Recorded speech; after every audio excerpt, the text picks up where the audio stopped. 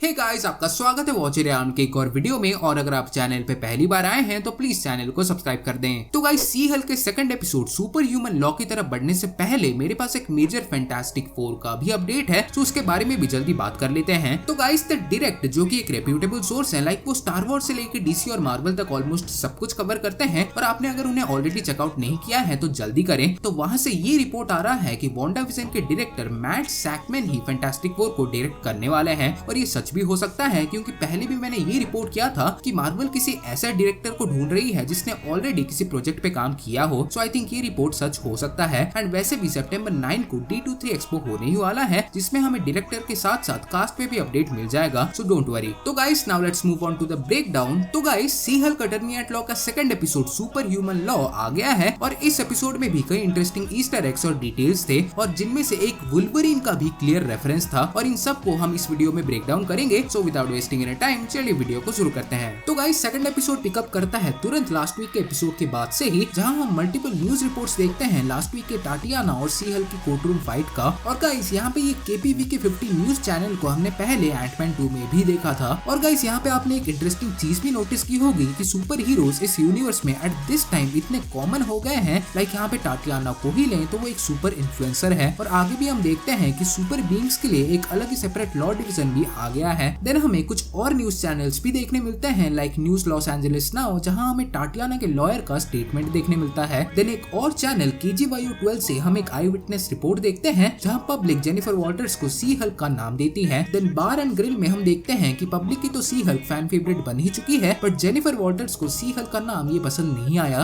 और खासकर कि ये हीरो वाला ट्रीटमेंट उसे बिल्कुल भी पसंद नहीं आया। आज यहाँ वो अवेंजर्स को, स्पेशली आयरन मैन को कंसिडर करके कहती है कि सुपर हीरो बनना बस बिलियनर्स, नार्सिसिस्ट और अडल्ट ऑर्फन्स के लिए ही है। और अगर वो अवेंजर बने भी तो क्या उससे उसे कोई बेनिफिट होगा? लाइक वो कहती है कि क्या अवेंजर्स को इन सब का कोई पैसा मिलता है, क्या उससे रिलेवेंट कोई benefit like health care, maternity leave या पेंशन? एंड आई थिंक इसका बेस्ट आंसर उसे स्टीव रॉजर्स ही दे सकते हैं। तो वहाँ जेन के बॉस आते हैं, जो कि उसे बताते हैं कि वो फायर हो चुकी है, क्योंकि ऑपोजिशन JLK एंड H ने ये प्ली किया है कि ये केस अब मिसलीड हो चुका है, क्योंकि उनके हिसाब से सी हल्क ने कोर्ट रूम में सबकी जान बचाई। सो इसके लिए ज्यूरी ने सी हल्क यानी जेनिफर वॉल्टर्स के फेवर में डिसीजन लिया। एंड कॉमिक्स में भी ऐसा ही कुछ हुआ था। देन जॉब जाने के बाद वो कई लॉ फर्म्स में जाती है, बट कहीं भी उसे जॉब नहीं मिलती। एंड आपने यहाँ बैकग्राउंड नोटिस किया होगा तो आप देख सकते हैं कि ये फर्म से कैसे बद से बदतर होते गए। और ये दिखाता है कि वो कितनी डेस्परेट थी न्यू जॉब के लिए। देन जब वो लैपटॉप में कोई न्यू जॉब ढूंढ रही होती है तो इस फ्रेम में हमें कई मेजर ईस्टर एग्स मिलते हैं। लाइक गाइस, पहले तो यहाँ वुल्वरीन का रेफरेंस मिला, like man fights with metal clause in bar. And miss Marvel के बाद ये दूसरा म्यूटेंट का रेफरेंस था। एंड इसका मतलब गाइस, हम सोच सकते हैं कि वुल्वरीन फाइनली MCU में कैनन हो चुका है। देन इसके बाद इटरनल्स के टियामुट का भी एक रेफरेंस मिला, like why there is a giant statue of a man sticking out of the ocean. And guys, finally Marvel Studios ने इसे एड्रेस किया। लाइक मैं सोच रहा था कि ये कैसे लोग रहते हैं इस यूनिवर्स में, लाइक 300 माइल बड़ा एक स्टैचू अर्थ के सरफेस में ऐसे जम के पड़ा हुआ है, बट कोई भी इस पे बात नहीं कर रहा। एंड फाइनली शायद इस पे अब फोकस किया जाएगा। देन गाइस, एज ऑलवेज यहाँ पे भी हमें एक QR कोड मिला, जिसे स्कैन करने से एक फ्री सी हल्क कॉमिक मिलेगा। देन फोन पे जेन की माँ उसे डिनर के लिए इनवाइट करती है। और यहाँ पे पता नहीं जेन का क्या ऑब्सेशन है कैप्टन अमेरिका के,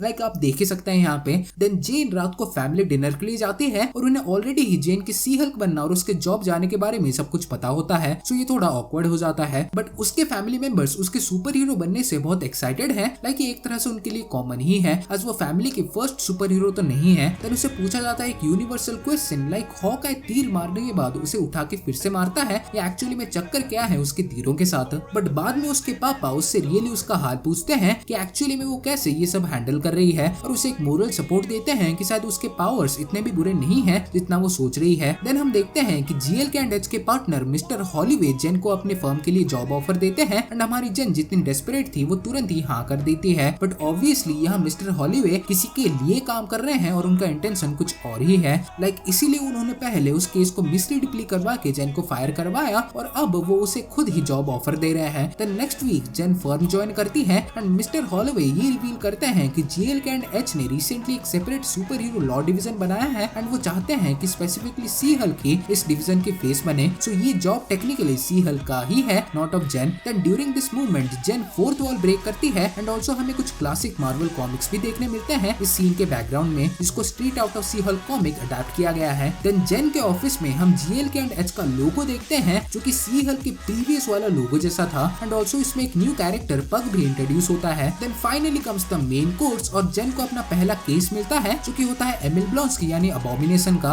और फैमिली इशू होने के बावजूद जेन को फोर्सफुली ये केस एक्सेप्ट करना पड़ता है। देन जेन DOTC यानी डैमेज कंट्रोल के मैक्सिमम सिक्योरिटी प्रिजन में जाती है, जिसे हमने मिस मार्वल में भी देखा था, और यहाँ वो एमिल ब्लॉन्स्की से मिलती है जो कि क्लेम करता है कि वो पूरी तरह से बदल चुका है और एक न्यू स्टार्ट करना चाहता है।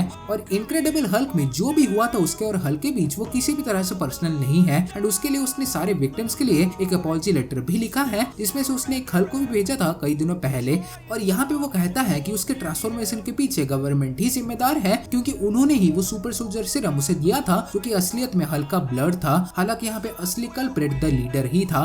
एंड आई थिंक ये आगे जाके एड्रेस होने वाला है, मे बी द लीडर भी हमें देखने में मिल सकता है। Then after all this Jennifer Walters Bruce Banner को फोन करती हैं एंड उन्हें ये सब कुछ बताती हैं, और यहाँ स्मग हल्क कहते हैं कि वो ये सब कुछ कब का भूल चुके हैं, क्योंकि अब वो कम्प्लीटली बदल चुके हैं, like a totally different person, like literally. और गाइस आप यहाँ समझ गए होंगे कि ये एडवर्ड नॉर्टन के हल्क का एक रेफरेंस था, और यहाँ ये भी पता चलता है कि चाचा हल्क ऑलरेडी साकार के कोरियर शिप से अर्थ छोड़ चुके हैं एंड आई डोंट नो कि उन्हें क्या मैसेज मिला होगा, बट ये जो भी मिला होगा उसके लिए वो वापस साकार जा रहे हैं एंड ये डेफिनेटली वर्ल्ड वॉर हल्क को ही सेटअप करने वाला है और हमारा पुराना हल्क वापस आने वाला है। देन इसके बाद जेन मिस्टर हॉलवे को फोन करके कंफर्म करती है कि वो ये केस लेने वाली है और वो इसके लिए कम्प्लीटली रेडी है। बट इसी बीच न्यूज से ये पता चलता है कि एमिल ब्लॉन्स्की यानी अबॉमिनेशन प्रिजन से एस्केप कर चुका है और कोई केज फाइट में लड़ रहा है, और ये वही फाइट है अबॉमिनेशन और वॉन्ग की जो कि हमने सांची में देखा था। सो ये सब कुछ उसी टाइम पीरियड में ही टेक प्लेस कर रहा है एंड शायद अगले एपिसोड में हमें वॉन्ग भी देखने मिल जाएगा और वही क्लियर करेगा कि एक्चुअली में ये केज फाइट का चक्कर क्या है। देन गाइस अब फाइनली आते हैं मिड क्रेडिट पे। तो गाइस इसमें हम देखते हैं कि सी हल्क को घर के काम में लगा दिया गया है और रोहित के जैसे उसकी शक्तियों का भी गलत इस्तेमाल हो रहा है। तो guys that's it for today, और अगर आपको ये वीडियो थोड़ा भी पसंद आया हो तो प्लीज वीडियो को लाइक और शेयर कर दें, और ऐसे ही लेटेस्ट अपडेट्स एंड न्यूज के लिए चैनल को सब्सक्राइब भी कर दें, और मैं आपसे मिलूंगा in the next video. So bye and always stay happy.